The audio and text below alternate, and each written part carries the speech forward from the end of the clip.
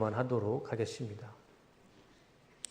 하나님의 뜻을 이루는 감사라는 제목으로 잠시 말씀의 은혜를 나누고자 합니다. 잠언 18장 21절 말씀에 이런 말씀이 있습니다. 보여주시겠습니까? 죽고 사는 것이 혀의 권세에 달렸나니 혀를 쓰기 좋아하는 자는 그 열매를 먹으리라. 내가 살리는 말을 하면 살아나는 것이고 내가 죽이는 말을 하면 죽음밖에 나타나지 않는다는 것이죠. 내가 쓰는 말과 내가 쓰는 혀, 내가 무엇을 심느냐에 따라 그대로 얻는다는 말씀이죠. 성경에 뿐만 아니라 명심보감 천리편에 보면 이런 글귀가 나옵니다. 종과 득과 종드 득두. 오이를 심으면 오이를 얻을 것이고 콩을 심으면 콩을 얻는다는 이야기죠. 세상 이치가 간단하지 않습니까? 내가 오이를 심었는데 콩을 얻을 수는 없는 것이죠. 내가 오이를 심었으면 오이를 얻게 되는 것이고 콩을 심으면 콩을 얻는 것이고 내가 생명과 진리를 심으면 내가 그것을 말하면 내 삶 가운데 생명과 진리가 충만해지는 것이고 내가 사망과 죽음과 거짓을 얘기하면 내 삶 가운데는 사망과 죽음과 거짓만이 충만해지는 것이죠. 내가 무엇을 심고 내가 무엇을 말하느냐에 따라 내가 얻는 것도 내가 취하는 것도 그대로 얻게 되고 취한다는 말씀이죠. 오늘 이 시간에 우리 예배 가운데 우리는 무엇보다 하나님 앞에 감사를 심는 시간이 됐으면 좋겠습니다. 하나님 앞에 감사를 심었을 때 감사를 심고 감사를 고백하고 감사를 이야기하고 감사를 묵상했을 때 우리 삶 가운데 더 많은 하나님이 주시는 감사와 은혜로 충만한 은혜로 삶을 살아갈 줄로 믿습니다. 성경에 보면 감사를 말하는 자에게 하나님은 특별한 은혜를 주십니다. 두 가지 은혜를 주세요. 그 두 가지 은혜를 말씀드리고 설교를 마치고자 합니다. 첫 번째는 감사는 하나님의 뜻을 이루는 삶입니다. 본문 말씀을 다시 한번 볼까요? 본문 말씀을 다시 한번 읽어보겠습니다. 자, 시작.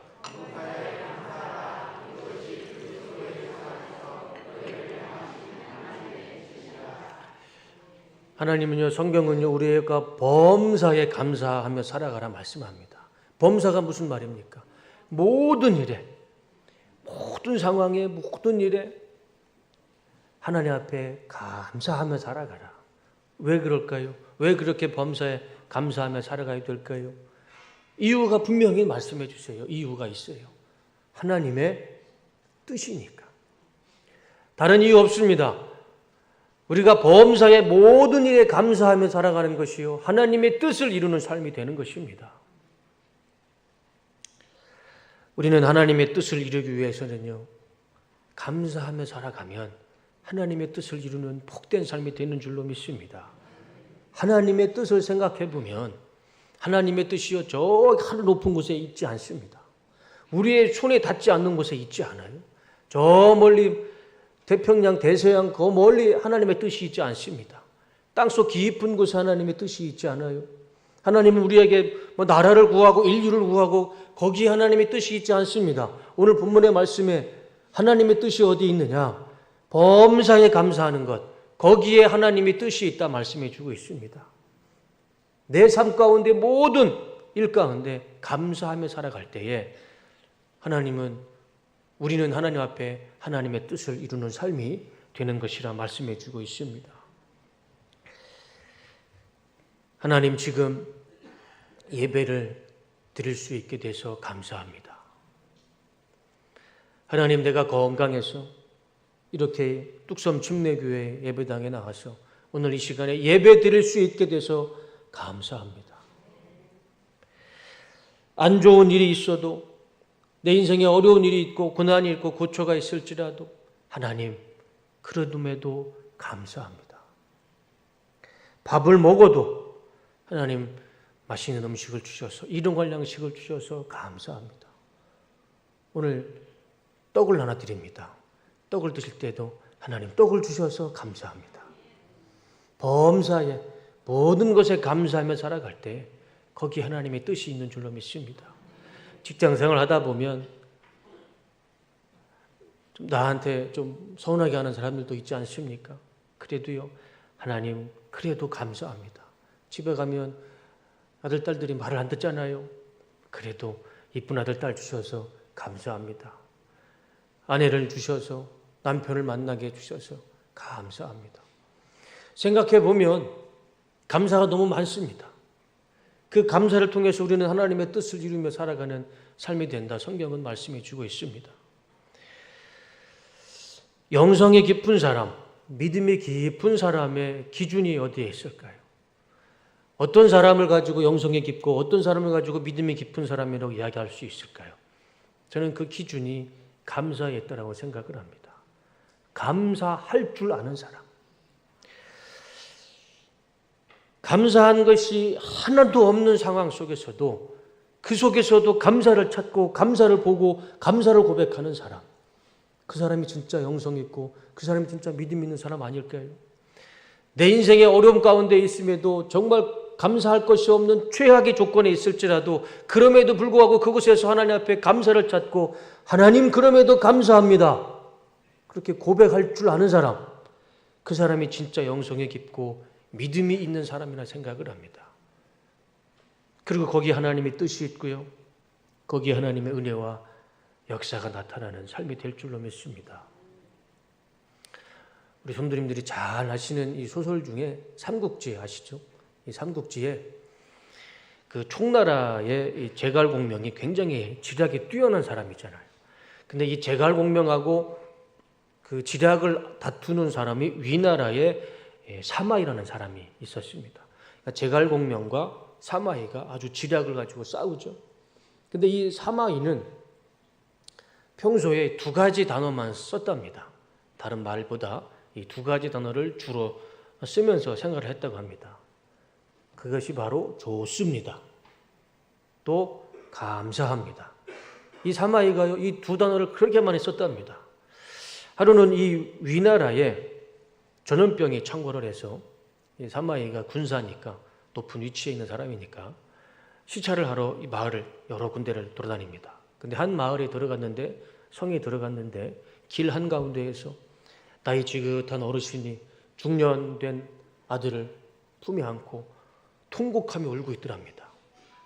그 아들이 전염병에 죽은 거예요. 그러니까 그 죽은 아들, 이 중년의 아들을 품에 안고 이 노년의 어르신이 소리를 내면서 슬프게 이렇게 울고 있는 모습을 사마이가 보게 됩니다. 그리고 그 뒤에는 어머니도 아내도 자녀들도 서서 아버지가 죽은 모습에 슬퍼 같이 울고 있는 모습을 사마이가 보게 됩니다. 그러면 그런 슬픈 상황이면 군사라는 사람이 사마이라는 사람이 가서 무슨 말을 해야 될까요? 위로해 줘야죠. 위로해 줘야 되는데 이 사마이가 평소에 무슨 말을 썼다고 제가 말씀드렸나요? 좋습니다. 감사합니다. 가서 그 얘기를 하는 거예요. 그 어르신에게 아들이 죽어서 슬피 울고 있는 어르신에게 어르신 좋은 일입니다. 감사한 일입니다. 그렇게 얘기를 하는 겁니다. 이 어르신이 화가 나죠. 그래서 벌떡 일어나서 이 사마이의 군사인데도 멱살을 잡고 도대체 당신이 군사면 군사지 내 아들이 죽은 앞에서 그게 무슨 막말입니까? 막 화를 내는 겁니다. 당연하죠. 그럴 때 이 사마이가 이렇게 얘기를 합니다. 어르신, 아들은 죽었지만 그래도 부인과 며느리와 손자, 손녀는 건강하지 않습니까? 그것이 좋은 일이고 그것이 감사한 일입니다. 이 사마이라는 사람은 최악의 불행한 현실에 있었지만 그 최악의 상황 속에서도 감사를 보았습니다. 감사를 이야기했어요. 이 사마이의 말처럼 상황에는 맞지 않지만 현실에는 맞지 않지만 그래도 성도라면 이 사마이의 말과 자세와 태도가 우리에게는 필요하다 생각을 합니다.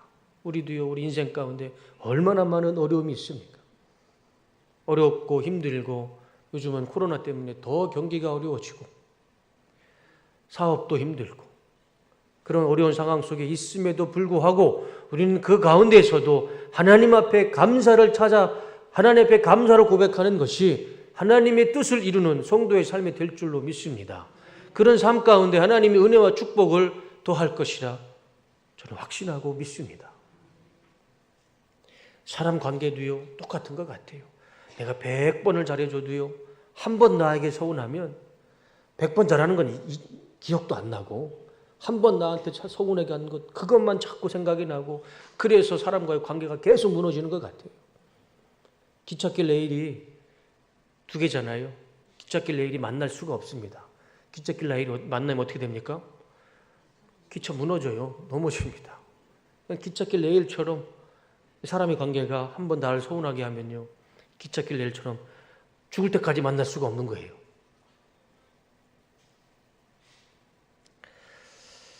우리가 사람을 만나고 사람과의 관계 속에서도요, 감사를 찾는 게 중요한 것 같습니다.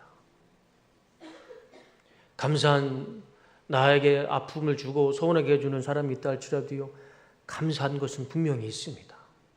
감사한 것은 분명히 있습니다. 우리가 서운한 것만 자꾸 보면 서운함을 기찻길 레일처럼 만날 수 없지만요, 감사를 찾으면, 하나님의 뜻을 찾으면요, 그곳에 화해가 있고 평안이 있고 또 하나 되면 하나가 되는 은혜와 역사가 분명히 나타나는 줄로 믿습니다. 참 제 삶을 보면 감사하는 것이 참 눈에 보이지 않아요. 참 이상하죠. 불평과 불만은 너무 잘 보입니다. 나에게 불편한 것은 너무 잘 보입니다. 눈만 뜨면 불평과 불만이 너무 잘 보이는데 이상하게 감사는 잘 보이지 않습니다. 시력이 나빠서 그런지 감사한 것이 잘 안 보여요. 그래서 감사가 더 어려운 것 같습니다. 감사가 참 어려운 것 같아요. 감사도요, 내가 의지를 가지고 감사를 찾거나 감사를 보지 않으면요, 절대 감사할 수 없습니다. 감사가 그냥 주어지지 않더라고요. 내가 찾아야 감사가 되고요, 내가 의미를 부여해야 감사가 되지, 절대 그냥 감사가 오질 않더라고요. 어려운 상황 속에서도, 불편한 상황 속에서도요, 내가 의지를 가지고 감사를 찾고 감사를 결단해야 그 감사가 되지, 절대 감사가 그냥 거저 오는 것이 아니더라고요. 그렇게 힘들기 때문에 성경은 범사에 감사하는 것이, 모든 일에 감사하는 것이 하나님께서 우리를 향하신 하나님의 뜻이다, 그렇게 말씀하고 있는 줄로 저는 생각을 합니다. 감사도요, 정말 노력이 필요합니다. 훈련이 필요합니다. 제가 이름만 말씀드리면 다 아시는 분이 있습니다. 이분은요, 감사를 선택하고 감사를 노력하고 의지를 가지고 감사로 자신의 삶을 변화시킨 사람이 있습니다. 아주 인생이 180도로 변했어요. 이 사람은 미국의 미시시피강 근처에 아주 가난한 흑인 마을에서 태어났습니다. 태어나 보니까 어머니가 19살이었습니다. 그리고 아버지는 이 사람이 태어나자마자 도망갔습니다. 19살 어머니가 어떻게 키웁니까? 그래서 외할머니 손에서 이 사람은 자라게 됩니다. 아버지도 모르고 어머니 손에서 자라지도 못하고 외할머니 손에서 자라게 됩니다. 이 외할머니 손에서 자라면서 다행히 3살부터 교회에 다니면서 하나님을 믿게 됩니다. 그런데 이 사람의 불행은 여기서 끝나지 않습니다. 14살에 학교를 다니는데 흑인이다 보니까 심한 인종차별을 당하게 됩니다. 그리고 그 불행은 거기서 멈추는 것이 아니라 사촌 오빠에게 성폭행을 당하게 됩니다. 그래서 그것 때문에 집을 나간 가출 청소년이 됩니다. 가출 청소년이 돼서 원하지 않는 임신을 하게 되고 출산을 하는데 2주 만에 그 아이가 죽습니다. 그 아이의 죽음 앞에 슬퍼하고 자신의 신세를 한탄하면서 술과 담배를 하게 되고 심지어 마약까지 시작하게 됩니다. 그리고 몸무게가 107kg까지 살이 찌게 됩니다. 모든 것이 다 인생이 무너진 거예요. 다 인생의 바닥까지 떨어지게 된 겁니다. 그렇게 살다가 이 사람이 결심을 합니다. 내가 이렇게 살다가는 안 되겠구나. 내가 내 인생을 좀 바꿔야겠구나.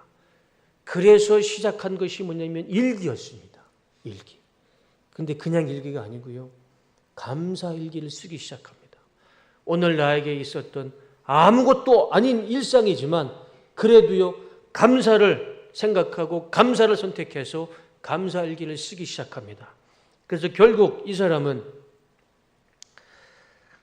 인생을 역전시켜서요, 지금 자산이 3조 원에 달하는 비즈니스 우먼이 됩니다.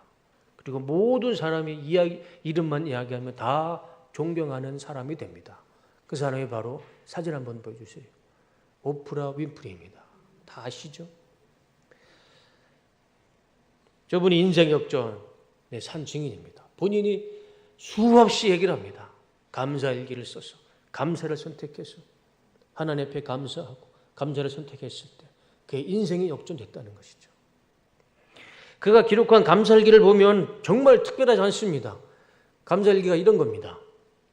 보여주시면, 사진 보여주시면, 오늘도 침대에서 거뜬히 일어날 수 있어서 감사합니다. 저게 뭔 감사한 일입니까? 그냥 아무것도 아니잖아요. 근데 일상인데도 거기에 감사를 선택한 거예요. 오늘도 맑고 푸른 하늘을 보여주셔서 감사합니다. 그게 뭐 그렇게 감사한 일입니까? 얄미운 짓을 한 동료에게 화내지 않을 수 있어서 감사합니다. 맛있는 토스트를 먹을 수 있어서 감사합니다. 토스트가 맛있어 봐야 얼마나 맛있겠습니까? 그래도 감사할 수 있어서, 먹을 수 있어서 감사합니다. 좋은 책을 읽을 수 있어서 감사합니다. 그냥 일상을 그냥 감사하며 살았던 겁니다. 감사를 선택했던 거죠. 감사를 일기를 쓰니까 생각이 바뀌고 마음이 바뀌고 태도가 바뀌고 삶이 변하기 시작한 겁니다. 그래서 지금은 이제 내려주세요. 전 세계 영향력 있는 여성 가운데 1위가 오프라 윈프리이고 3조 원의 자산을 갖고 있답니다. 성도님 놀라지도 않으시네요. 보통 3조는 1조씩은 다 갖고 계시니까. 그렇죠? 3조라는 이 돈의 액수가 저는 뭐 셀 수도 없을 거예요. 공이 몇 개 붙었는지도 모르겠어요. 네. 그 명성, 그 영광, 그 자산, 오프라 윈프리의 능력이었을까요? 저는 절대 아니라고 봅니다. 흑인 마을에 태어났어요. 마약 중독자로 인종차별을 당하면서 마약 중독자로 살던 오프라 윈프리가 해봐야 무슨 능력이 있고 뭘 할 수가 있겠습니까? 하나님께서 감사로 하나님의 뜻을 이루어가는 사람, 그 사람의 그 인생에 하나님이 축복해 주셔서 인생을 변화시켜 주셨고 많은 사람들이 이 이름만 이야기해도 존경을 하고 그 사람을 알 수 있고 또 3조 원의 자산 가지고 있는 복된 인생으로 하나님께서 변화시켜 주신 줄로 믿습니다.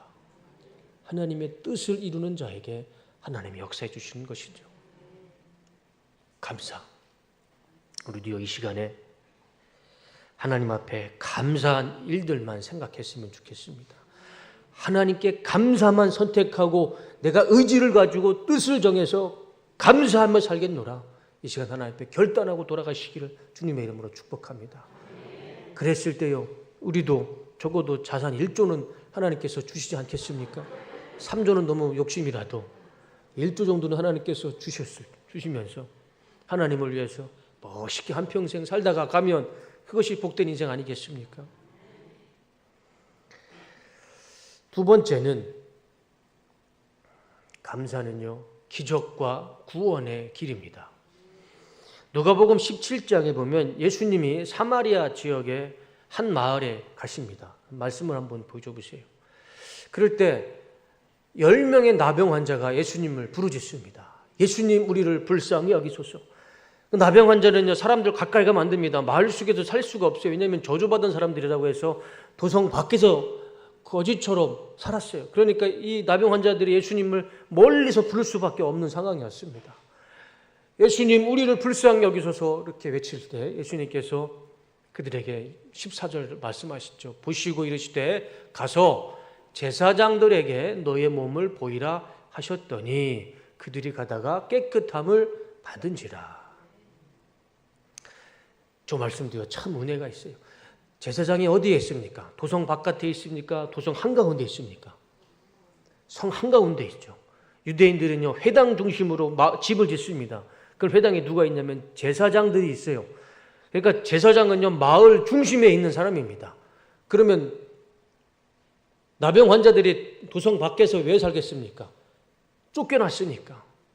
그러면 마을 한가운데 있는 제사장을 만나러 가는 나병 환자들이 도성에 들어가서 제사장을 만나러 갈 때 그 유대인 성격상 그들을 환영할까요? 아니면 그들에게 돌을 던질까요? 100% 돌을 던지겠죠. 너희들이 뭔데, 저주받는 너희들이 뭔데 우리 마을에 들어와느냐. 당장 내쫓을 겁니다. 그런데도 예수님은요 너희들은 너희의 몸을 제사장에게 보여라.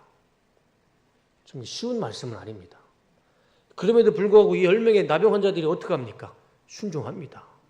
자신이 죽고 사는 문제가 걸렸으니 예수님 말씀에 순종해서 마을을 들어가는 거예요. 그런데 가다 보니까 자신의 병이 다 나았던 거예요. 하나님 말씀에 순종하는 자는요, 그게 뭐가 됐든 나의 이성에 맞지 않고 상황이 어려워도요, 그 말씀 붙잡고 순종하면 반드시 하나님은 기적은 보여주실 것입니다.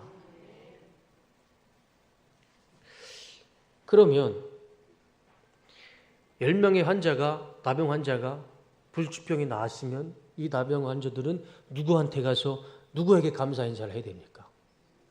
당연히 예수님이죠. 그게 도래에도 맞고 이치에도 맞고 그게 맞잖아요. 근데 15절과 16절의 말씀을 보면요. 그 중에 한 사람은 자기가 나은 것을 보고 큰 소리로 하나님께 영광을 돌리며 돌아와 예수의 발 아래 엎드려 감사하니 그는 사마리아 사람이라.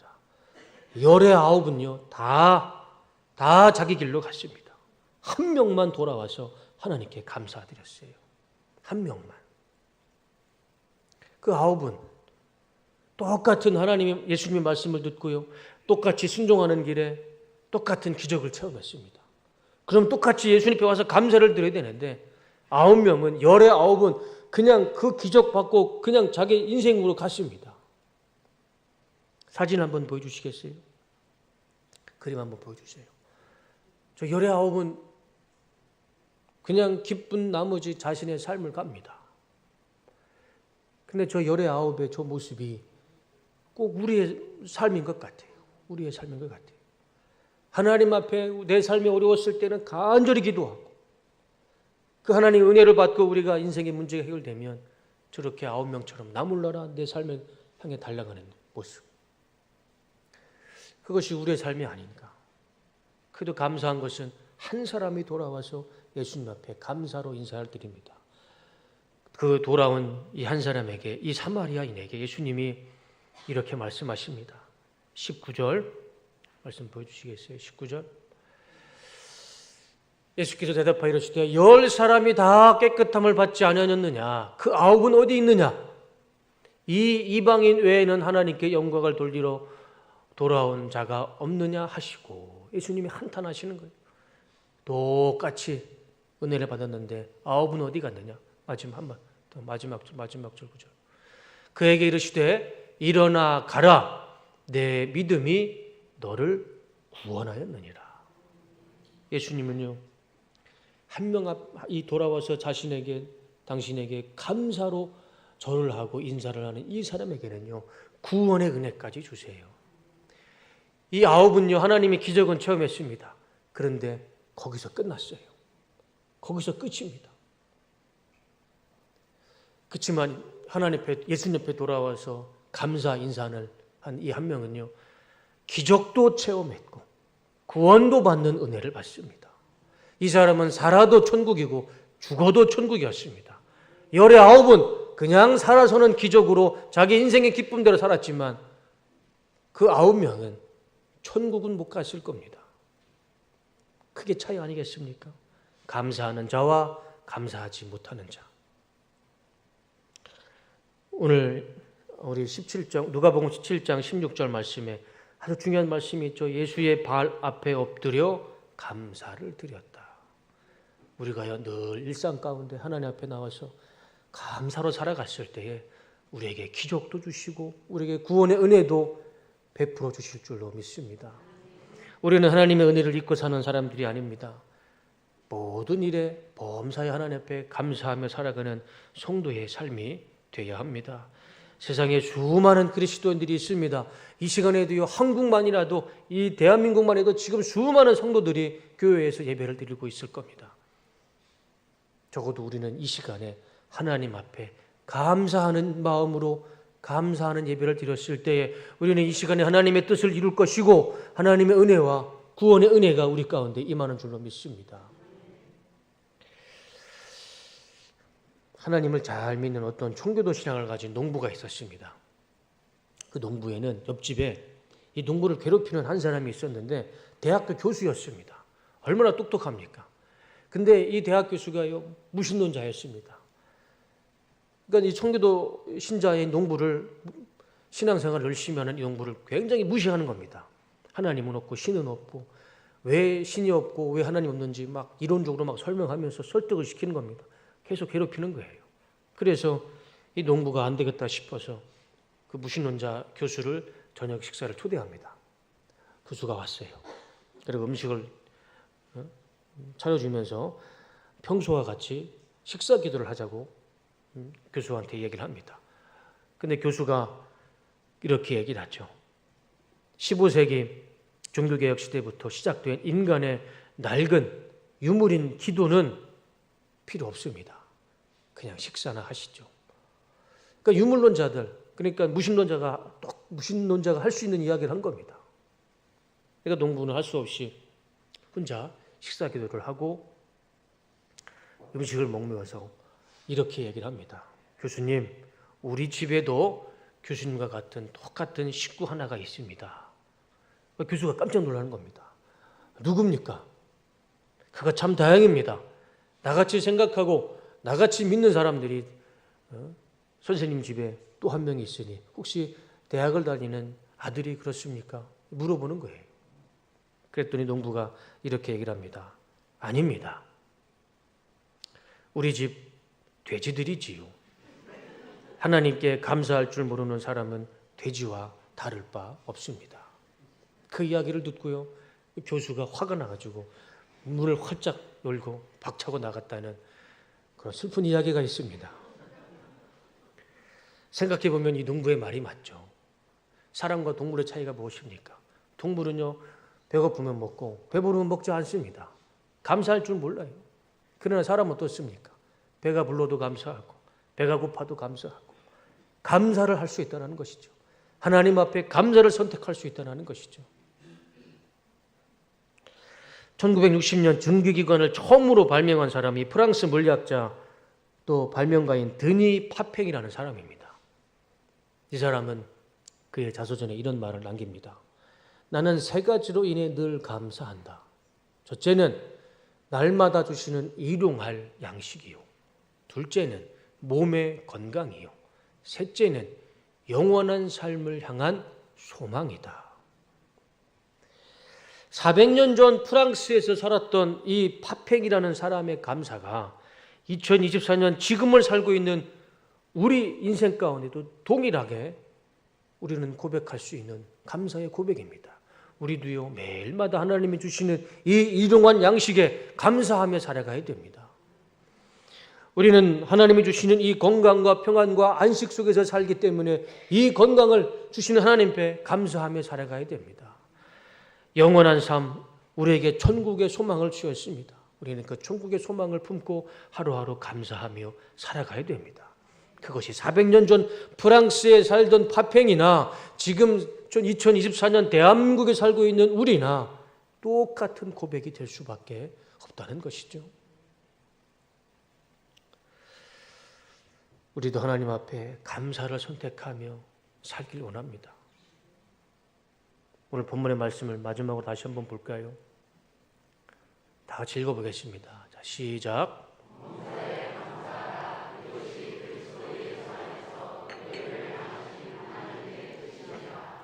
아멘. 하나님의 뜻은 범사에 감사하는 것에 있습니다. 지금 나에게 주어진 모든 일상 속에서 가장 먼저 해야 할 것, 감사를 선택하는 겁니다. 하나님 앞에 감사하는 것입니다. 감사하며 살아갈 때 우리는 비로소 하나님의 뜻을 이루며 살아갈 것이고 하나님의 뜻을 이루는 삶 가운데 하나님의 은혜와 기적은 반드시 나타날 줄로 믿습니다. 그것이 성경의 말씀이고 하나님의 약속임을 우리는 믿습니다. 우리 성도님들 지금 많이 힘드시고 가정으로도 직장으로도 사업으로도 많이 힘드실 텐데 그럼에도 불구하고요. 그 속에서 오늘 이 시간 여러분부터 감사를 선택하시고 감사를 심으시고 감사를 고백하며 감사를 기도했을 때 그곳에서 반드시 하나님의 뜻은 이루어질 것이고 그곳에서 하나님의 기적은 나타날 줄로 믿습니다. 특별히 오늘은 우리 뚝섬 침례교회가 창립한 지 58주년이 됐습니다. 58년. 적은 숫자가 아니죠. 그 긴 시간 동안 하나님께서 우리와 함께 하심에 감사를 드립니다.